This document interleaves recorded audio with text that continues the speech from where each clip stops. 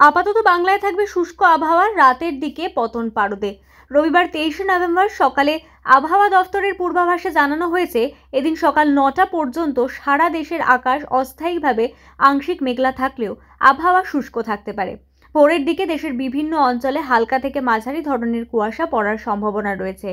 পূর্বাভাস অনুযায়ী সারা দেশে রাতের তাপমাত্রা সামান্য কমতে পারে, তবে দিনের তাপমাত্রা তেমন কোনো পরিবর্তন হওয়ার সম্ভাবনা নেই। ফলে রাতের ঠান্ডা কিছুটা বাড়লেও সকালের দিকে আবহাওয়া একই থাকবে।